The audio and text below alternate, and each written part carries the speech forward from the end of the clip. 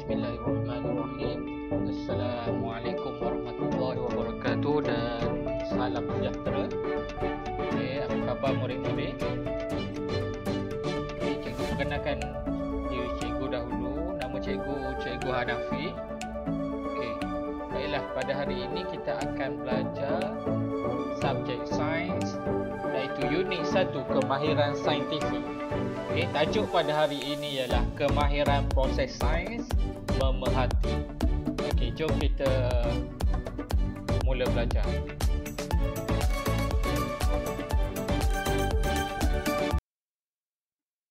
Baiklah murid-murid, sebelum kita belajar tajuk pada hari ini, marilah kita lihat dahulu apakah kandungan pembelajaran yang akan kita belajar pada tahun ini. Untuk murid-murid tahun 2 semua, pada tahun ini kita ada 10 unit, iaitu unit yang pertama kemahiran saintifik, peraturan bilik sains, unit ketiga manusia, unit keempat haiwan, unit kelima tumbuh-tumbuhan, unit keenam terang dan gelap, unit ketujuh elektrik, unit ke-8 campuran, unit ke-9 bumi dan unit ke-10 teknologi. Jadi pada hari ini kita akan memulakan pembelajaran unit pertama, iaitu kemahiran saintifik. Iaitu tajuknya hari ini ialah kemahiran proses sains memerhati. Baiklah murid-murid, cuba lihat gambar ini. Murid-murid juga boleh merujuk buku teks untuk melihat gambar ini dengan lebih jelas lagi. Buku teks tersebut boleh murid lihat menggunakan aplikasi yang telah diberitahu, iaitu aplikasi buku teks UPSR KSSR, ataupun boleh dilihat pada link yang telah diberikan. Cuba perhatikan gambar tersebut. Kita dapat lihat 3 orang murid, iaitu 2 orang murid lelaki dan 1 murid perempuan. Murid lelaki ini berkata, anak pokok ini semakin tinggi. Murid perempuan ini pula berkata, tentulah anak pokok ini membesar. Bilangan daun juga semakin bertambah. Jadi yang kat belakang pun dia cakap bilangan daun juga semakin bertambah. Jadi apa yang sebenarnya murid-murid ini lakukan? Kat belakang ni dia telah tulis. Tulis apa ni? Tulis pemerhatian yang telah mereka lakukan. Jadi murid ini sebenarnya telah menjalankan kemahiran proses sains memerhati. Ini antara satu contoh memerhati, iaitu dengan menggunakan deria penglihatan. Dia murid-murid ini, Nisa dengan rakan-rakan dia ni menggunakan deria penglihatan untuk memerhati anak pokok ini. Baiklah. Jadi kita pergi kepada yang seterusnya. Kemudian Nisa dia telah balik ke rumah. Nisa telah balik ke rumah dan Nisa dan adiknya sedang membantu ibu di dapur. Mari kita ikuti aktiviti mereka di bawah.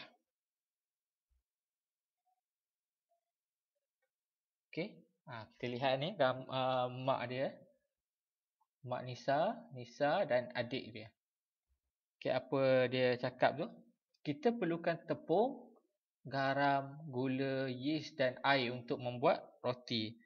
Jadi Nisa dia menolong mak dia membuat roti.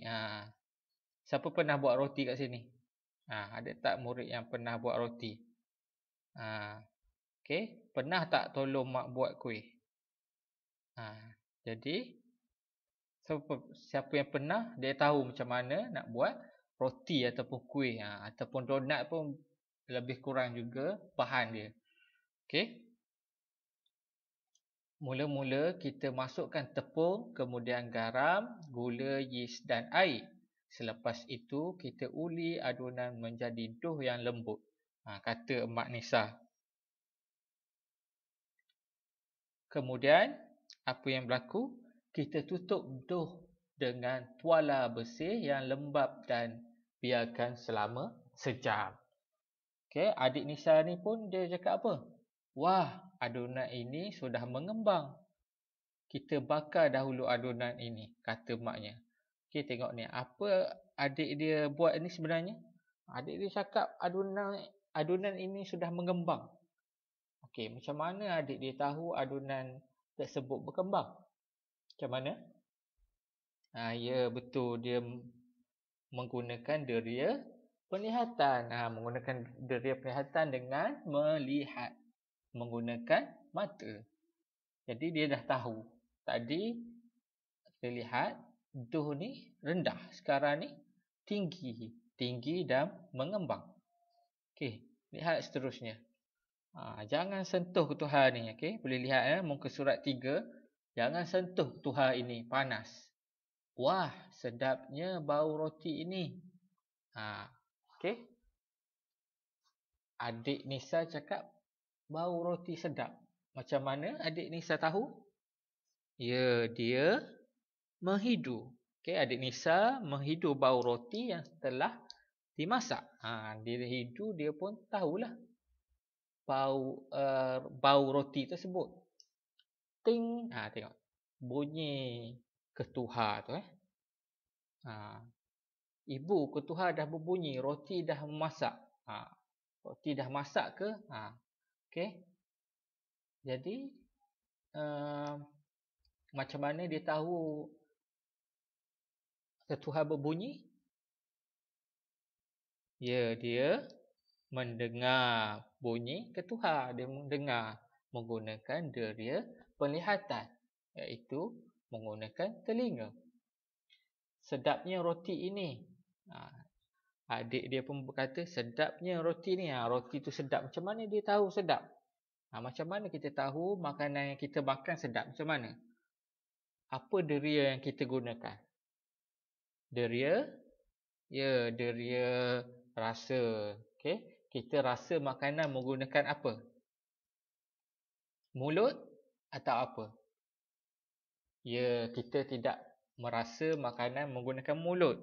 Kita makan menggunakan mulut, tetapi kita merasa makanan menggunakan lidah.